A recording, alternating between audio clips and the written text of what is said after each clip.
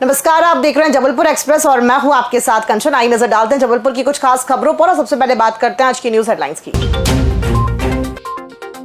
जबलपुर में पुलिस की बड़ी स्ट्राइक, गड़े धन के नाम पर ठगी करने वाला अंतर्राज्यीय गिरोह दबोचा।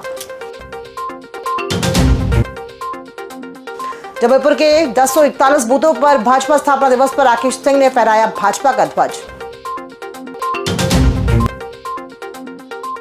और विक्टोरिया अस्पताल को मिले नए सीएमएचओ, डॉक्टर कोठारी ने पदभार संभाला।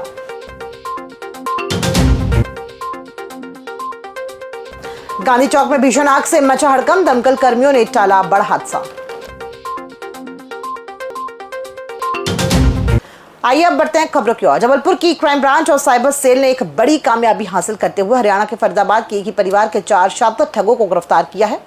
यह गिरोह गड़ा धन मिलने का झांसा देकर असली सोने की गिन्नियां दिखाता था और बदले में करोड़ों रुपए लेकर नकली सोना थमा देता था। पुलिस अधीक्षक संपत उपाध्याय के निर्देशन में हुई इस कार्रवाई में आरोपियों के पास से 1,55,00,000 रुपए नगद, 84 ग्राम असली सोना, 20 किलोग्राम नकली सोना और 11 मोबाइल फोन बरामद किए गए हैं। पुलिस ने इस अंतर्राज्यीय गिरोह के मुख्य सरगना पन्नालाल राठौर, उसके बेटे धर्मेंद्र, वीरेंद्र और पत्नी रामा देवी को झांसी से घेराबंदी कर दबोचा। जांच में सामने आया है कि आरोपी पनागर में किराए का मकान लेकर रह रहे थे और शहर के भोले भाले लोगों को अपना शिकार बना रहे थे। इन्होंने 3 अलग अलग वारदातों में कुल 1,60,00,000 रुपए की ठगी को अंजाम दिया था। एक ठगी के मामले में जबलपुर पुलिस को क्राइम ब्रांच की टीम को एक बड़ी सफलता मिली है। इसमें ठगों का एक गिरोह था जो चिकित्सक या अन्य ऐसे व्यक्तियों से मिलता था और उनसे कहता था कि उसको ज़मीन में गड़ा हुआ खजाना मिला हुआ है जिसमें भारी सोने चांदी की मात्रा है, और अगर वो किसी को बताता है तो सरकार को पता चल जाएगा और सरकार सोना चांदी जब्त कर लेगी। ऐसा कह के वो लोगों को अपने झांसे में लेता था गिरोह, और उनसे कहना था कि काफ़ी कम दाम में, बहुत कम पैसे में हम आपको सोना दे देंगे। क्योंकि अभी सोने की कीमत बढ़ चुकी है, तो जब ये किलो में इसका रेट कन्वर्ट होता था सस्ते सोने का भी, तो वो भी राशि बढ़ी जाती थी।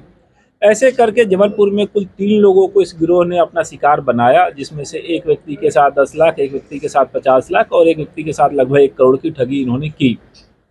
तीनों घटनाएं संवेदनशील थी, गिरोह सक्रिय था। इसको दृष्टिगत रखते हुए क्राइम थाने की टीम लगाई गई और इस टीम ने लगातार इसमें काम किया, दिन रात काम किया और इसमें त्वरित सफलता पुलिस को मिली है, जिसमें आरोपी 4 हैं, जिसमें एक महिला और 3 पुरुष हैं जो बल्लभगढ़ हरियाणा के रहने वाले बताए जाते हैं। इनको हमारी टीम ने लगातार पीछा करते हुए झांसी से पकड़ा और पूछताछ चीज़ों में फिर इनसे जो ठगी की गई राशि थी वो राशि प्राप्त हुई, जो कि 1,55,00,000 रुपए की नगद राशि है।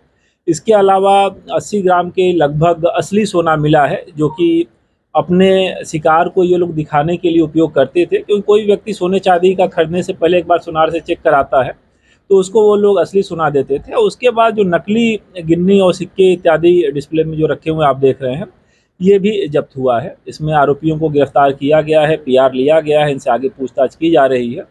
ये और भी किसी व्यक्ति को इन्होंने शिकार तो नहीं बनाया गया है। साथ ही साथ आसपास के जिलों में भी सूचना की गई है कि अगर कहीं कोई घटना हुई हो तो वो लोग भी पूछताछ कर सकते हैं। भारतीय जनता पार्टी के स्थापना दिवस के अवसर पर सोमवार को संस्कारधानी के सभी 1041 बूथों पर उत्साहपूर्ण कार्यक्रमों का आयोजन किया गया। मुख्य समारोह रानीताल स्थित भाजपा संभागीय कार्यालय में संपन्न हुआ, जहां मध्य प्रदेश शासन के लोक निर्माण मंत्री राकेश सिंह ने गौरव के साथ पार्टी का ध्वज फहराया। इस गरिमामय अवसर पर सांसद आशीष दुबे, राज्यसभा सांसद सुमित्रा वाल्मीकि, विधायक अशोक रोहानी, अभिलाष पांडे और नगर निगम अध्यक्ष रिकुंज बिज सहित कई वरिष्ठ नेता और पदाधिकारी मौजूद रहे। स्थापना दिवस को संबोधित करते हुए वक्ताओं ने पार्टी की विचारधारा और उपलब्धियों पर प्रकाश डाला। जिला अध्यक्ष रत्नेश सोनकर ने बताया कि संगठन की मजबूती के लिए शहर के सभी मंडल कार्यालयों और कार्यकर्ताओं के निवास पर भी ध्वज फहराए गए। जिला चिकित्सालय विक्टोरिया में प्रशासनिक फेरबदल के तहत वरिष्ठ चिकित्सक डॉक्टर नवीन कोठारी ने मुख्य चिकित्सा एवं स्वास्थ्य अधिकारी के रूप में अपना कार्यभार ग्रहण कर लिया है।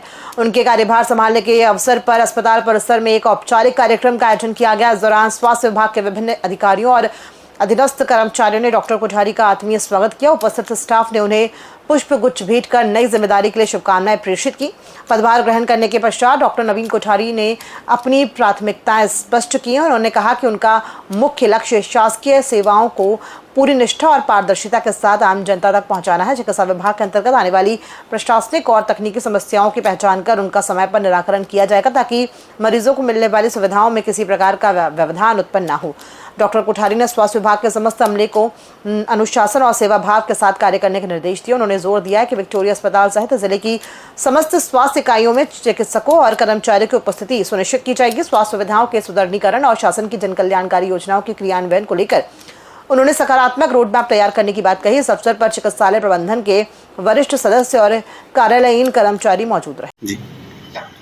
आज माननीय कलेक्टर महोदय की आदेश पर मैंने यहाँ पर मुख्य चिकित्सा एवं स्वास्थ्य अधिकारी के पद पर कार्यक्रम ग्रहण किया है और जिले की जितने भी स्वास्थ्य के पैरामीटर्स हैं उसमें राज्य में जयपुर का और शिक्षा स्थान बनाना है और जो भी कुछ दिनों की घटनाओं के कारण हमारी स्वास्थ्य व्यवस्था पर जो प्रश्न चिन्ह लगा हुआ है उसका भी हमारे को अपनी सेवाओं से समाधान करना है और मुझ पर जो कलेक्टर साहब ने विश्वास और जिम्मेदारी दी है उसका मेरे को अपनी मेहनत और ईमानदारी के साथ उसका निर्वाह करना है और जो भी शासन के दिशा निर्देश हैं और जो भी हमारे नियम कायदे हैं उनके अनुरूप हमारी स्वास्थ्य व्यवस्थाओं सुचारू रूप से चलें और जनमानस को हम जयपुर जिले के जनमानस को स्वास्थ्य के क्षेत्र में बहुत अच्छा लाभ दे सकें और जितनी भी हमारी सरकारी योजनाएं हैं हमारे मध्य प्रदेश शासन की योजनाएं हैं उन सारी योजनाओं का संचालन जयपुर जिले में बहुत अच्छी तरीके से हो और हमारे स्वास्थ्य विभाग की पूरी टीम इसके लिए मुस्तैद है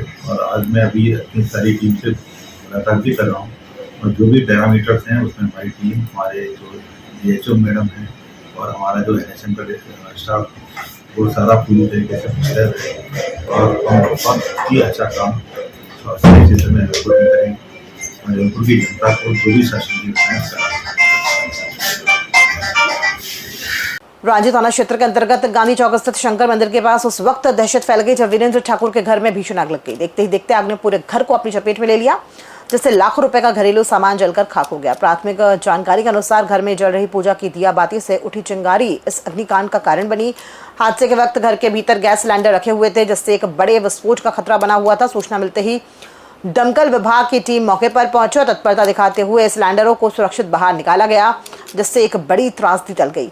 कड़ी मशक्कत के बाद आग पर पूरी तरह से काबू पाया गया। हालांकि इस घटना में पीड़ित परिवार का भारी आर्थिक नुकसान हुआ है लेकिन राहत की बात यह रही कि कोई जनहानि नहीं हुई है। रांची पुलिस मामले की जांच कर रही है। भैया रांची थाने द्वारा सूचना मिली गांधी चौक में शंकर जी के मंदिर के बाजू में आग लगी जिस पर तत्काल रांची नगर निगम फायर ब्रिगेड की गाड़ी आई। तत्काल में आकर आग को कंट्रोल किया गया। किसी प्रकार की जनहानि नहीं हुई। तेल की बात ही बता रहे चूहा खींच के ले गया उससे पलंग में आग पकड़ ली। एक चक्कर पहले ही उत्तर मध्य विधानसभा क्षेत्र के भवानी प्रसाद वार्ड में विकास कार्यों को गति देते हुए आज क्षेत्रवासियों को सड़क और नाली निर्माण की सौगात दी गई। पार्षद अयोध्या प्रसाद तिवारी के नेतृत्व में लगभग 37 लाख रुपए की लागत से होने वाले निर्माण कार्यों का भूमि पूजन किया गया। इस पहल से वार्ड की बुनियादी समस्याओं का समाधान होगा और स्थानीय निवासियों को आवागमन में बड़ी राहत मिलेगी। पार्षद तिवारी ने बताया कि क्षेत्र में लंबे समय से खराब सड़कों और जल निकासी की समस्या बनी हुई थी जिसे प्राथमिकता देते हुए बजट स्वीकृत कराया गया है। उन्होंने निर्माण की गुणवत्ता और समय सीमा का विशेष ध्यान रखने के निर्देश दिए हैं। इस अवसर पर बड़ी संख्या में क्षेत्रीय नागरिक उपस्थित रहे जिन्होंने इस सौगात के लिए हर्ष व्यक्त किया। देखिए, बड़ी लंबे समय से नेशनल अस्पताल से दत्त मंदिर रोड की दरकार इस क्षेत्र को रही है क्योंकि हमारा एरिया स्मार्ट सिटी के एरिया बेस्ड डेवलपमेंट के तहत स्वीकृत हुआ था जिसमें गोल बाजार सर्कल से लगी 10 रोडें 9 तो स्मार्ट सिटी के तहत डेवलप हो गई लेकिन ये एक सड़क छूट गई थी किन्हीं कारणवश। चूंकि स्मार्ट सिटी की जो 9 रोडें हैं उसके समक्ष हमें ये रोड को भी आकार देना था तो इसको लेकर मेरे जहन में अंदर ही अंदर संघर्ष चल रहा था। ईश्वर की अनुकृपा से इसका जो लक्ष्य मैंने साधा और हम आप सब जो स्थानीय जन हैं इनके सहयोग और इनके साथ से यह मैं 37,07,000 की लागत से रोड और नाली के निर्माण को स्वीकृत करा पाया। तत्काल चिंतन श्री गुरुदेव दत्त हमारे पार्षद भाई अयोध्या प्रसाद तिवारी जी और नगर निगम दोनों का मैं बहुत बहुत आभार व्यक्त करता हूं क्योंकि पुरुषोत्तम मास में 21 मई से हमारे यहाँ विशाल दत्त यज्ञ होने वाला है और इसके उपलक्ष्य में हम बार बार हमारे पार्षद जी से निवेदन करते थे, आग्रह करते थे और उन्होंने हमारी ये बात को स्वीकार कर आगे बढ़ाया। और ये 37 लाख का, जैसे कि इन्होंने बताया, 37.5 लाख का ये काम रोड और नाली का बनना है। ये धार्मिक स्थान है, यहाँ पे पवित्रता और स्वच्छता बहुत जरूरी है, इसका उनने स्वीकार किया। और ये सामने की जो नाली बनेगी स्वच्छता रहेगी। इसके लिए पुनः एक बार अयोध्या प्रसाद जी को और नगर निगम को बहुत बहुत धन्यवाद। विजय भावे, अध्यक्ष दत्त भजन मंडल। शहर के मदन महल क्षेत्र में इलेक्ट्रिक वाहन निर्माता रिवर मोबिलिटी के नए शोरूम खटवानी रिवर का गरिमामय शुभारंभ हुआ। मुख्य अतिथि लोक निर्माण मंत्री राकेश सिंह ने रिबन काट कर शोरूम का उद्घाटन किया। इस अवसर पर रिवर मोबिलिटी के ऑल इंडिया सेल्स हेड केवी दिनेश और डायरेक्टर रुशिल खटवानी ने कंपनी के फ्लैगशिप स्कूटर रिवर झंडी की खूबियों पर प्रकाश डाला। इसे एसयूवी ऑफ स्कूटर्स कहा जाता है क्योंकि इसमें 55 लीटर का विशाल स्टोरेज, 4 kWh की दमदार बैटरी और 14 इंच के चौड़े टायर जैसे बेहतरीन फीचर्स हैं जो सिंगल चार्ज पर 163 किलोमीटर की रेंज देते हैं। जनरल मैनेजर नीरज ढिमोले ने बताया कि शोरूम के साथ ही अत्याधुनिक सर्विस सेंटर की सुविधा भी उपलब्ध है ताकि ग्राहकों को बेहतर आफ्टर सेल्स सर्विस मिल सके। उद्घाटन के पहले ही दिन उत्साहजनक प्रक्रिया देखने को मिली और 11 भाग्यशाली ग्राहकों को उनके नए इलेक्ट्रिक वाहनों की चाबियां सौंपी गई। जी नमस्कार, मैं रोहित खटवानी, खटवानी ग्रुप और रिवर कंपनी की तरफ से संस्कारधानी के सभी श्रोताओं का अभिनंदन करता हूं। आज बहुत ही खुशी का दिन है। हमने अपने खटवानी ग्रुप की परंपरा को आगे बढ़ाते हुए एक बहुत ही technically advanced brand, EV brand River Mobility को जबलपुर में लॉन्च किया है। इस रिवर मोबिलिटी को popularly SUV of the scooters कहा जाता है।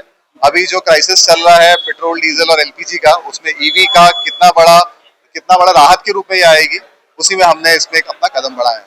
मेरा बेटा रुशिल साथ में है जो कि इस वेंचर को संभालेगा। अब रुशिल विल आपको और जानकारी देगा इस बारे में।